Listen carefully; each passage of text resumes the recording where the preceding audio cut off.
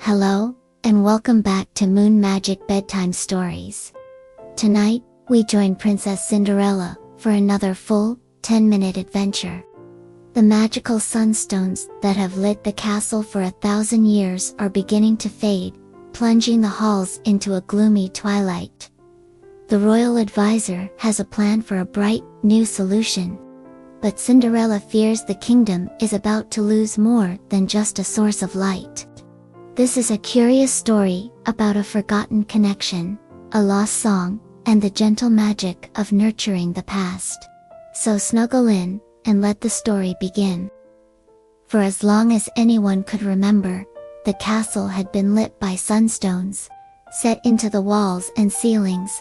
These smooth, warm stones absorbed the sunlight during the day and released it as a soft, golden glow all through the night.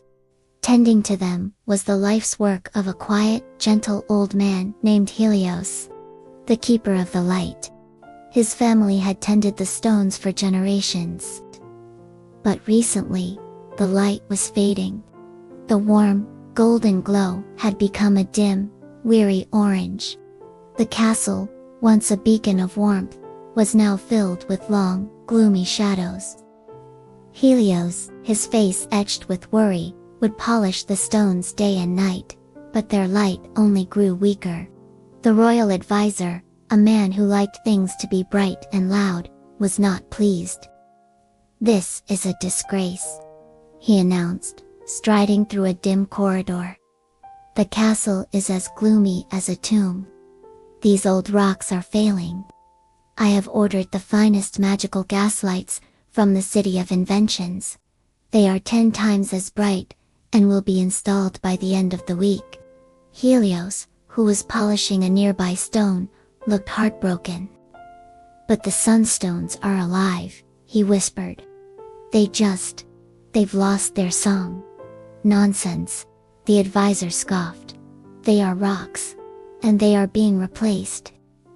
Cinderella overheard this and her heart ached for the old man. She found him later in the great hall, sitting beneath the largest sunstone, which now gave off barely enough light to see by. "He doesn't understand the stone's magic," she said softly.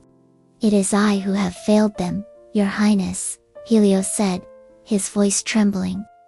"I sing them the old songs, I polish them with the moon petal dust, but their light fades. I have forgotten a key part of the ritual, but my memory is as faded as their light." Cinderella placed a hand on his arm. "Then we will help each other remember," she said with quiet conviction.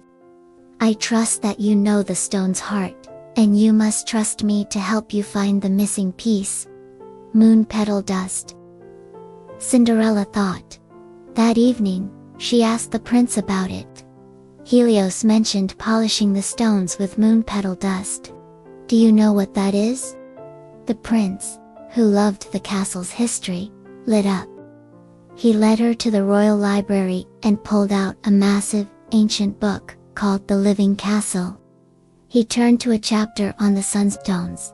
"It says here that the stones are all connected to a single, great heartstone, which gathers the light for all the others, and it must be polished with the dust of moon petals, which only grow in the soil of the sunstone courtyard, where the heartstone rests."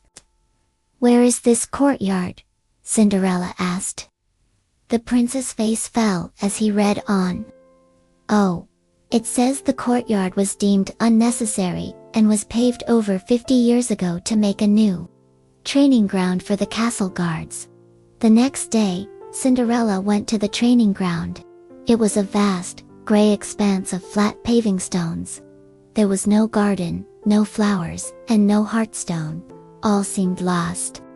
But Cinderella, refusing to give up, got down on her hands and knees, and began inspecting the stones. In the very center of the courtyard, she found it. One large, perfectly square flagstone, that was not gray, but a dull, lifeless yellow. It was the heartstone, buried and suffocating under the weight of progress. Cinderella knew what she had to do. She summoned the castle's strongest gardeners and stonemasons. At first, they were skeptical, murmuring about the foolishness of digging up a perfectly good training ground. But seeing the trust between the princess and the old keeper of the light, they put their doubts aside and put their backs into the work. It was a true team effort, with Cinderella helping to clear the rubble and Helios, though frail, offering guidance from the old book. For 2 days, they worked, carefully prying up the heavy paving stones and carting them away. Beneath them was a layer of hard, packed dirt. They dug through this, and finally, they uncovered it, a patch of rich, dark earth, and in its center, the magnificent, round heartstone, now completely dark and cold. The soil was dry and lifeless. Cinderella didn't just add water. Following instructions from the old book, she had the gardeners enrich the soil with fallen leaves from the royal orchard, and crushed seashells from the northern shore.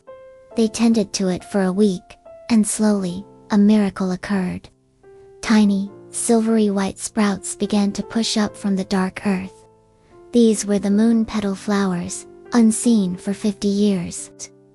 When they bloomed, their petals shimmered with an otherworldly light. Cinderella carefully collected the fallen petals, ground them into a fine, sparkling dust, and brought it, along with Helios, to the restored courtyard. She handed the small pouch of dust to the old man. His trembling fingers opened it, and he breathed in the faint, sweet scent. A memory sparked in his eyes. "The song," he whispered. "It is not just a song of words. It is a song of touch." He knelt, but his hands trembled too much. I cannot," he said, his hope wavering. "We will do it together," Cinderella said, kneeling beside him. She placed her hands over his, and together, they began to polish the great heartstone with the moon petal dust. He began to hum a low, ancient tune, and Cinderella, listening with her heart, hummed along with him. As their hands and voices joined in their shared task, a faint warmth began to emanate from the stone. Then, a soft, golden light pulsed from its center, growing stronger with every note. All across the castle, in every corridor and every room, the other sunstones flickered to life, bathing the halls in a warm, brilliant, golden light, more beautiful than anyone had ever seen. The magical gaslights, which had arrived that morning, were quietly sent back to the City of Inventions, their harsh, hissing light no match for the gentle, living glow of the sunstones. And so, Cinderella reminded the kingdom that the brightest light doesn't always come from the newest invention. She showed them that with teamwork, and by trusting in the wisdom of others, even the most faded magic can be restored. Sometimes, the light can be brought back by uncovering, remembering, and lovingly tending to the quiet, ancient magic that has been there all along. If you enjoyed this story, please give this video a like and subscribe to Moon Magic Bedtime Stories for more wonderful tales. Thank you for joining us. We hope you have a peaceful and happy night. Remember that even when things seem to be fading, their light can be restored with a little bit of love and remembrance. We'll see you for the next story.